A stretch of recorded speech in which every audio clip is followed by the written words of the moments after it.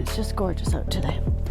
Today we're going to discuss waste management, aka pooping in the woods.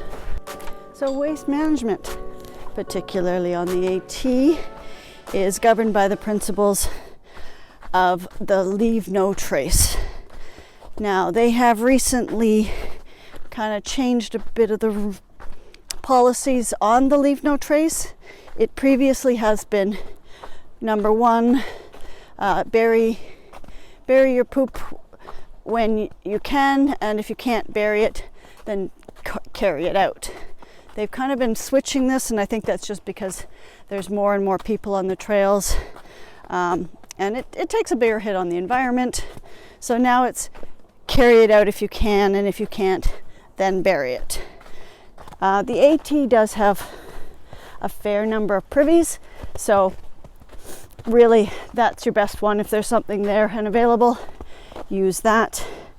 But if you don't, and you do have to bury your poop, at least that's my plan, you do have to have some systems in place for that. First of all, for your poop kit, you're going to have to bury it. So the standard is you should go roughly 250 feet off trail. So that's about 70 large steps, and 250 feet from a water source. So, I mean, that just stands to reason. No one wants to filter their water from where you're dropping the kids off at the pool, and don't do it in the pool.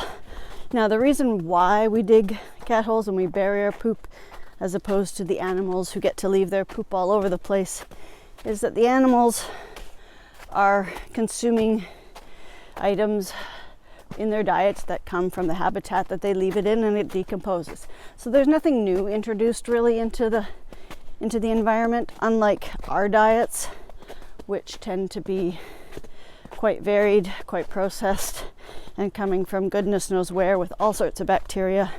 And the types of things that we leave in the woods isn't native to the environment that we're dropping it in, and it can be quite dangerous to some of the animals if they consume it, which is the reason why you would want to bury it, so that they themselves aren't exposed to our nasty bacteria. And quite frankly, I mean, that's just a lot of poop. There's a lot of people on those trails, so you kind of want to keep that underground where it can decompose. Ideally, if it's on a south-facing slope and there's sun and it's elevated, that's the unicorn of all spots, just so that it can decompose the best. You're not going to really find that particularly on the AT, where it tends to be quite shaded. So in order to bury your poop properly, you need to dig a cat hole. A cat hole is essentially just a hole where you put your poop, and there are certain criteria for that cat hole. Mostly it should be 6 to 8 inches deep and approximately 4 inches wide. Now I have that kind of measured roughly on my trowel that I carry, so I know roughly how much that is. Some people don't carry trowels, they'll use sticks, their trekking poles, whatever. Trowels don't weigh much, they're handy. But yeah, so you dig a cat hole, you drop the kids off in the hole, and then you cover it up with some nice soil, pat it down just lightly, not too much, you want it to decompose, and then you're done. You go wash your hands and you've done your leave no trace principle. Some people use toilet paper. If you use toilet paper to wipe, they recommend that you do carry that out, that you don't bury it. And if you use wipes, definitely carry that out. You just put them in a Ziploc bag. Some people like to cover their Ziploc bags with duct tape or something because they don't want to see their poopy TP. I try to avoid TP altogether by using a bidet. There's plenty of different ones on the market. The one I've chosen to use isn't technically a bidet at all. It's a squeeze bottle, I think, for science equipment. I don't know, it was cheap, it was small. I like the size, it holds the right amount, has a nice little curve, it's easy to aim, and it has its own bottle. Okay, so first of all, I wanted to just kind of go through what is in my bathroom bag. The Vargo Dig trowel. I'll try to get that a little closer. And you see how it's got the serrated edges there. You can see that, and if you can tell, but it's got wrapped edges. So when I grab it like this, it's quite formidable, it works well, and it doesn't cut my fingers. So it's a great little tool. I know a lot of people carry the deuce of spades because it's a ½ ounce. This is about, I think I weighed it to 3 ounces, so it's a little heavier, it's a little sturdier, but I get the job done. I also carry with me a little bit of toilet paper, not a lot. So we carry a little roll. You can also carry wipes, but do remember, if you carry wipes and or toilet paper, you really should be carrying them out. I know some people bury their toilet paper because they have compostable stuff, but even still, they recommend that you do take that out with you. Now, what I use, and I like to use, is a bidet. I don't use a typical bidet. There's lots of them on the market, and they look really good, but I always use filtered water.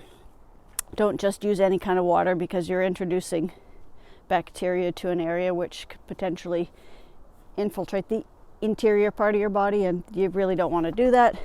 So a good squeeze like this after I have a bowel movement, I can really after that shake it off. I don't usually use toilet paper. If I feel the need to, I will, and then I can carry that out with me. Or you can also, you know, if you have a Kulu cloth, some people use that to kind of dab to dry, which can work. I use mine for urination because I'll squeeze this on as well and then use the Kulu cloth to dry. That way I stay nice and clean, prevents like monkey butt and whatnot, and it's just a nice easy way to stay clean on a continual basis, and it's super easy. And the Kulu cloth, if you're not familiar with that, they just look like that. They have an antibacterial side on the inside, and you just clip it to the outside of your bag. This gets washed every time I do laundry, so it's quite frequently washed, and because I'm already cleaning with water prior, I'm just really using it to dry, so it doesn't get too nasty. But yeah, just frequently wash them. I don't put them in the dryer. They don't need to go in the dryer. Just let them hang out to dry on the back of your pack, and that's all good.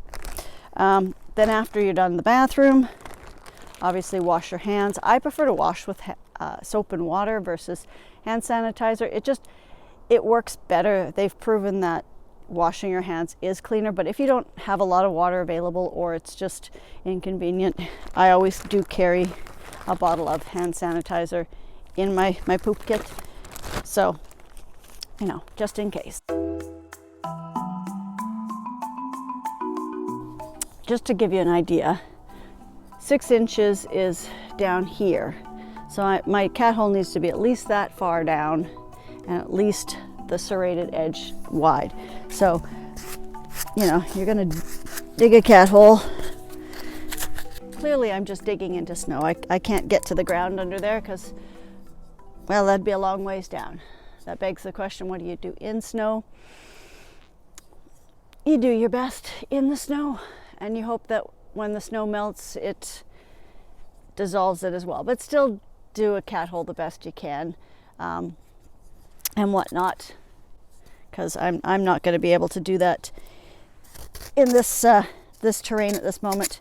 So there you go. But if you are using a stick to dig your cat hole, some people for leverage will put it down and then put their foot on it like that, which is okay, but just be careful. That is a great way to injure yourself if that stick happens to, you know, slide off and catch your shoe, and then you've got a big hole in your foot. So, you know, FYI, just think about what you're doing before you go ahead and do it. It might not be the best idea. Now, the position, you need to get a little flexible here. So maybe this is something you might want to incorporate into your training program, is learning how to squat. Because having nice loose hips will help this process. I I am a flexible person, so I have no problem getting down into that position.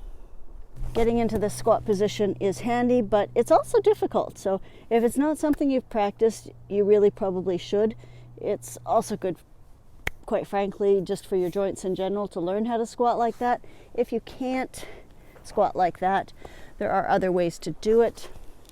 So yeah, so if you can't bend down, you're gonna grab a tree and just kind of lean back a bit if you can. I know they have even one straps you can tie around yourself, but chances are likely if you're doing the AT hike, you're probably strong enough to be able to do this, or just kind of lean on a rock or something. You can lean against trees and try to go like that, but the further you are from the ground, the bigger potential you have to make a splashing mess. I know particularly when you have to go immediately, it's probably not going to be a nice solid adventure. It'll probably be more like your soft serve ice cream and the whatnot. So those are some tips on how to poop in the woods. Sadly, I could not do the cat hole, but snow. If you enjoyed this little rant on how to poop in the woods, do give it a like. It helps the algorithm, and then more people can check us out. And if you want to see how our journey unfolds, do subscribe and catch us as we get started on our hike. It's getting closer and closer, and I'm a little envious of those who've already started, but soon enough we'll be there too. See you then.